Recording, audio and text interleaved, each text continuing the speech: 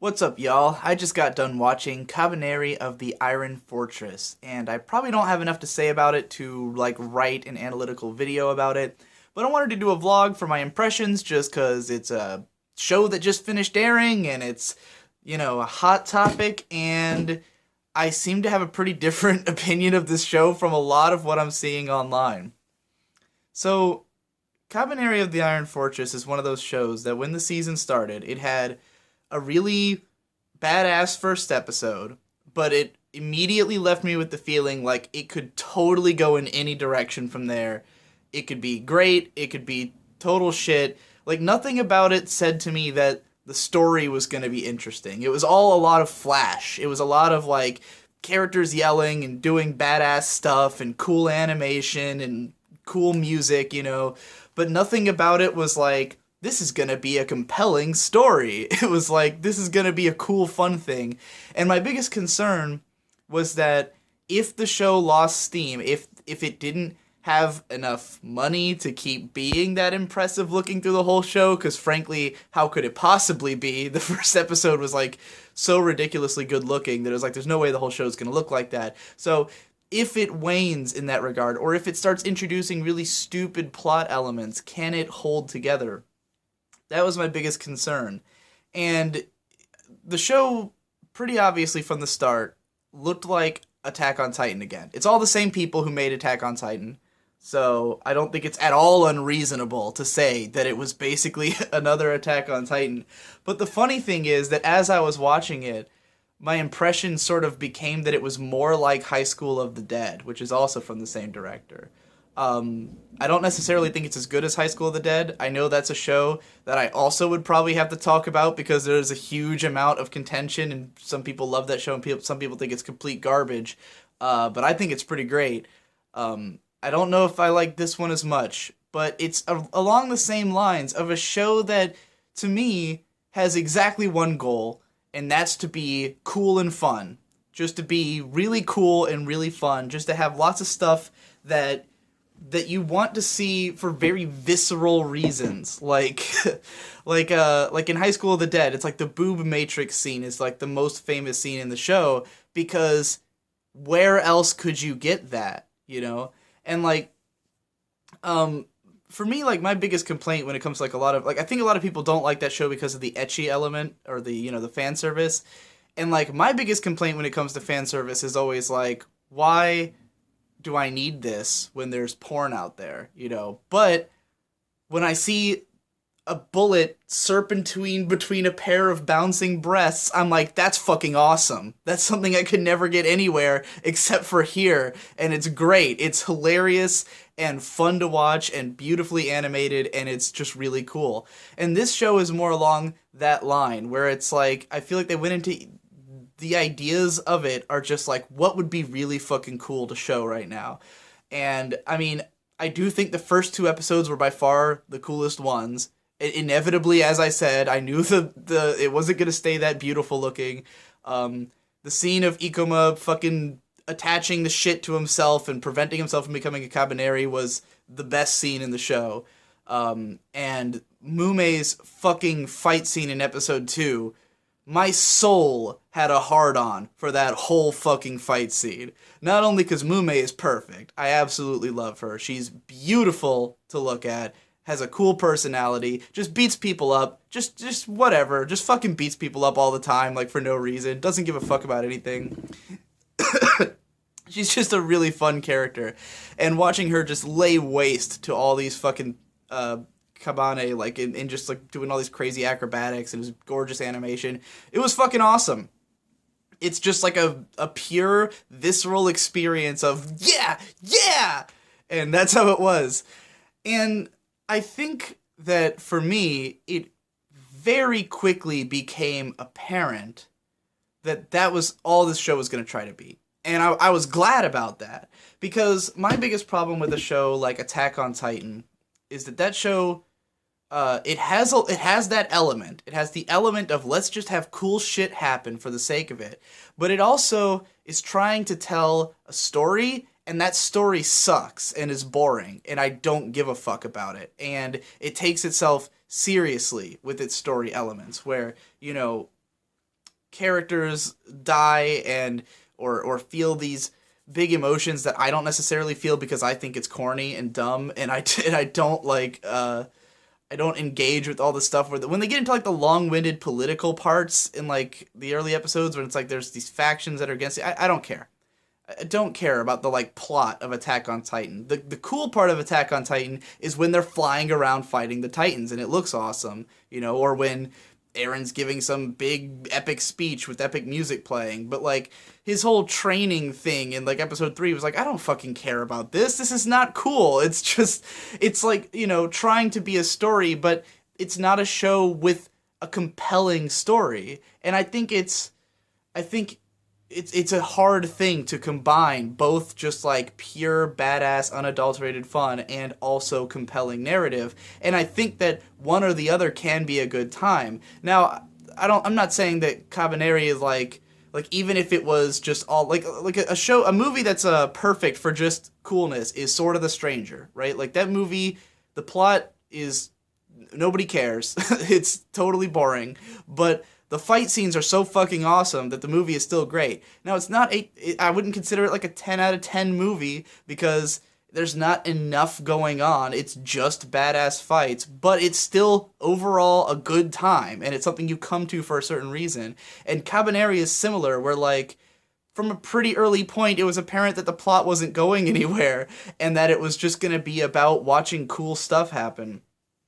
And I think that it did a great job of like easing into what it was gonna be, because like episode 2 rolls around and you start to get the sense that like or episode 3, right? Like I think it was episode 3 that I was like, okay, this is probably mostly gonna be on this train, and then episode 4 was where it really got like goofy, and there was like this really contrived plot setup where like they got all the main characters into this room with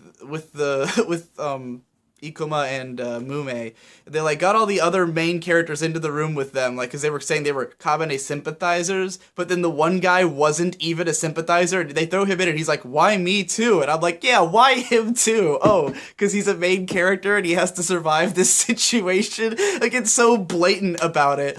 But then like the rest of the episode is like people climbing on trains, fighting giant super zombies with samurai swords, you know, like, a major plot point of this show is that the main guy teaches the samurai how they can coat their fucking swords with the blood of their enemies to make them stronger, or whatever it was, or I think it was parts of the cage melted down. I mean, the point of this show is cool steampunk weapons, giant fuck-off train, fighting zombies, super powered zombie people, you know, like it's fucking ridiculous and it's stupid. It's incredibly stupid, but that's very apparent from the beginning. And so as I was watching this show, I was tweeting about it, you know, I was like, oh man, because I saw Mume in episode 2 and I was like, Mume is so fucking cool. And of course, and I knew because I had seen some people saying that this show falls apart at the end. I'd seen that impression a few places. So I knew as soon as I tweeted this that the first responses I was going to get were, enjoy the show while it's still good. And sure enough, I got like 12 of those. Like a bunch of people like, oh, it's going to go to shit. And I got no other opinions, just people warning me that it was going to go downhill. And then I looked at my anime list and hilariously, all the reviews on the front page are like 3 out of 10, 4 out of 10. And so at this point I'm thinking, all right, well, that's pretty serious. Those are some pretty serious, like, negative opinions. How can this show possibly fuck up that badly? Like, because I'm halfway through the show going, like, what could happen that would be unexpected in a show that is this stupid? Like, where episode...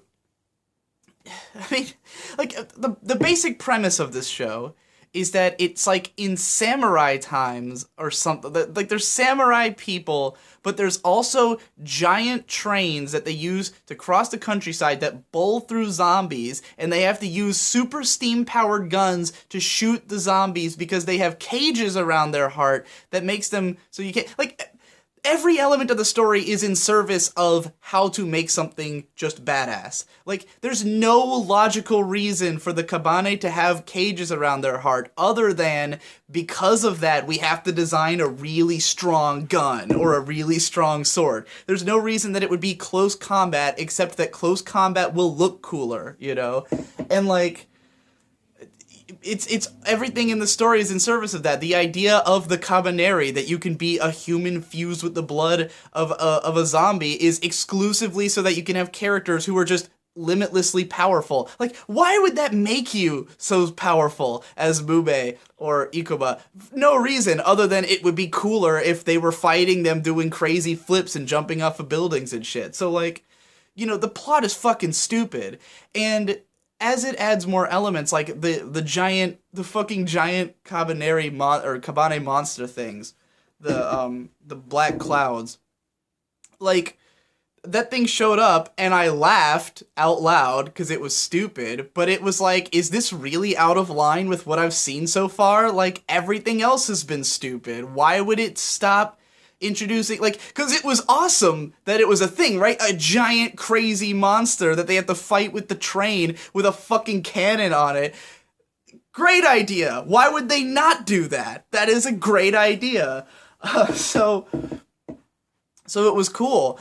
And like, I got halfway through and I'm like really wondering how are they gonna fuck this up. And some people were saying to me, like, that they fuck up Mume's character, or that they fuck up the villain's not good and stuff.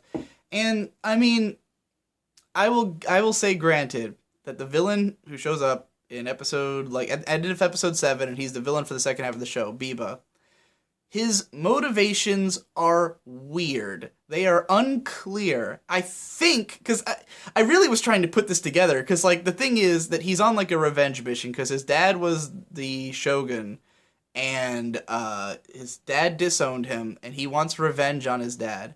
And the way he's going about getting that is by liberating everyone, by destroying all the cities, and that will make people equal.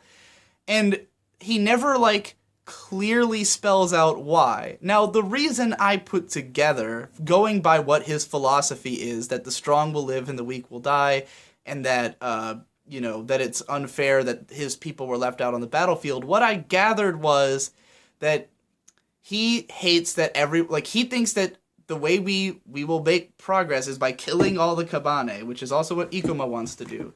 He thinks that we have to go to war with them and kill them all, and that's what he was out doing, but then he got betrayed because they cut off the supplies to his army, because the people went to hide inside of these walls.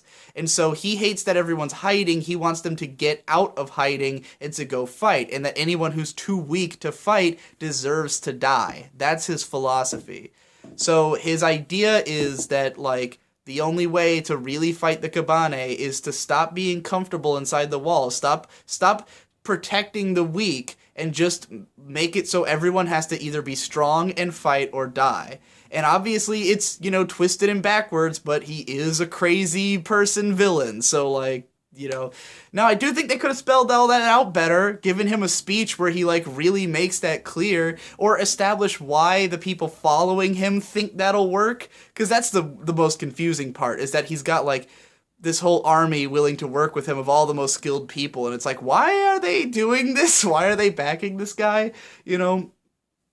So I will say that I thought he was a corny element, and the thing is that I think the reason this show develops a plot in the second half is, once again, there's no way it could have kept up the energy of the early part of the show the whole way. Because the first 5 or 6 episodes are full of great animation fight scenes, just fun, wacky moments where they're fighting big monsters, and, like, a whole show of that could have been cool. But the second half of the show, the animation takes a little bit of a nosedive, you know, like, there's not as many fight scenes, there's not as much going on. So obviously the way to keep it exciting for another half is to do it with plot. To say, well, we've run out of cool, fun monsters and wacky hijinks to animate, or to be able to animate, so now let's just make up a story. And so they just kind of threw this story in there, and the story is corny, and it doesn't always work, but, like, everything that happened was so clearly, obviously gonna happen.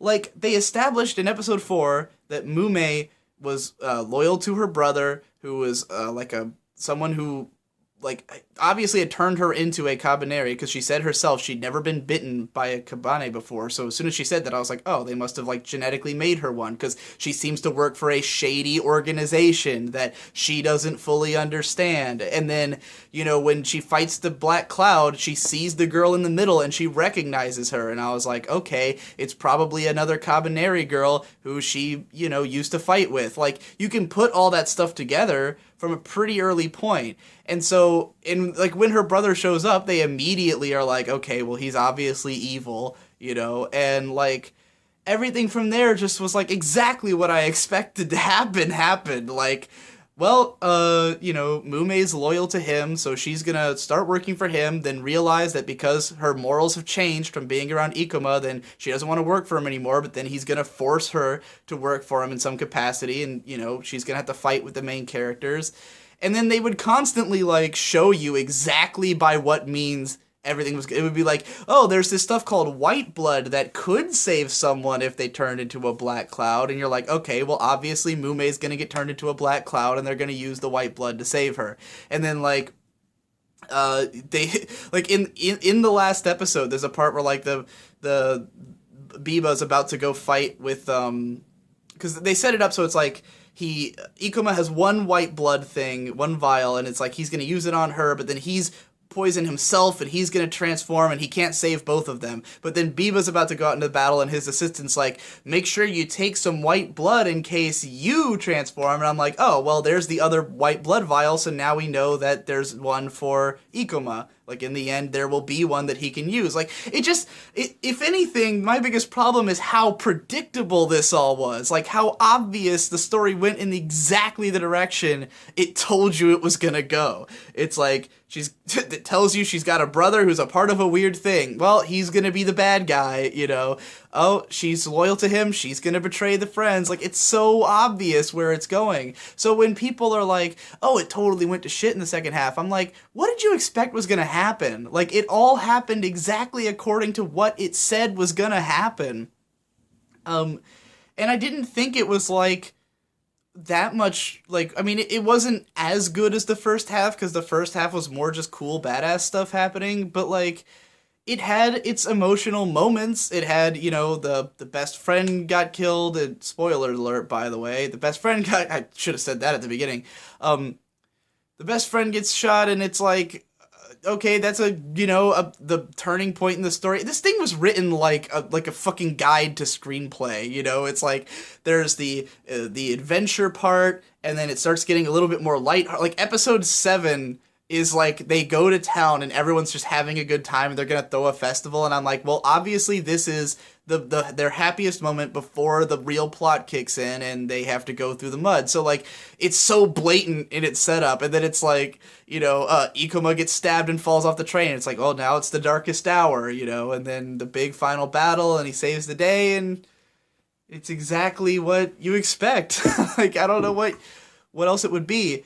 I mean, granted, in the end, like, someone was saying that they kind of just went back to square one in the end, and, like, I guess I don't disagree, but it's like, the thing is that the power structure of the world has changed at this point, right? The Shogun is dead, all these other people are dead, and the people on this train, like, everyone who wasn't cool died, essentially.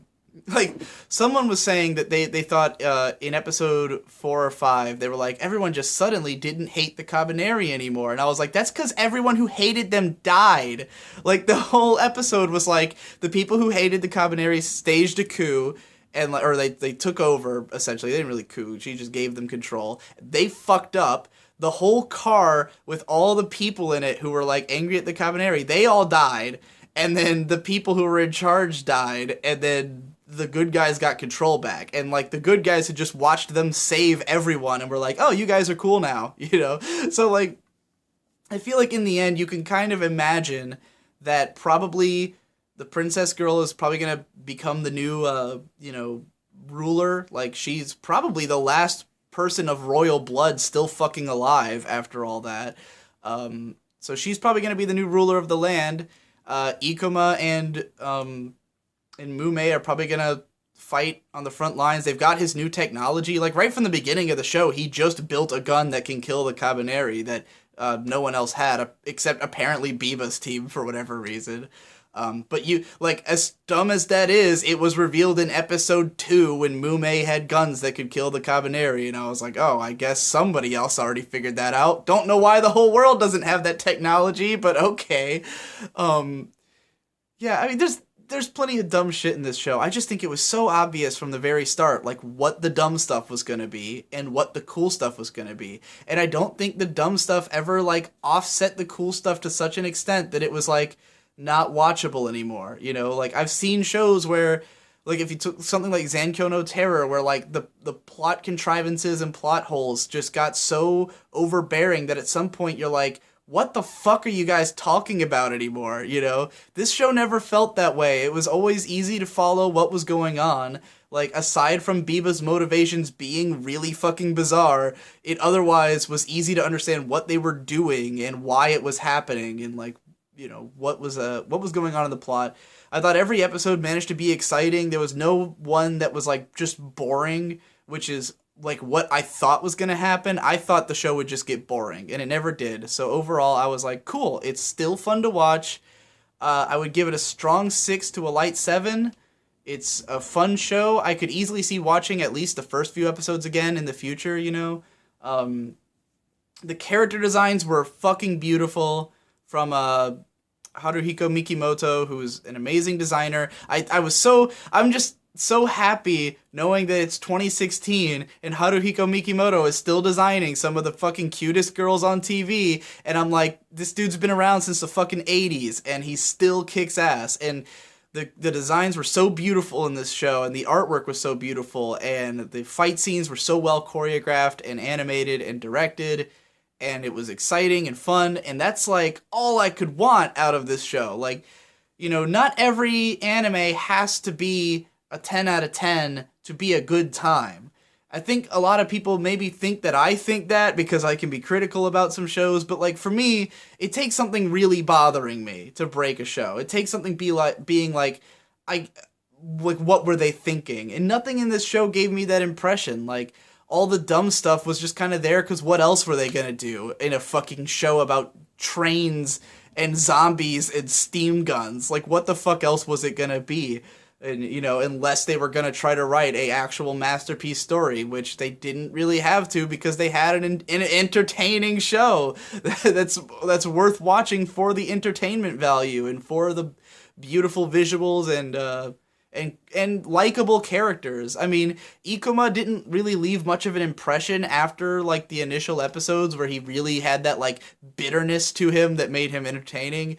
But Mume was always fucking just cute and cool and awesome, and, yeah, waifu tier. And the other girl, the girl who drives the train, every time she'd throw off her shirt and had all those fucking muscles and would pull that thing, I was like, fuck yeah! That chick kicks ass. Yeah, it was a good time.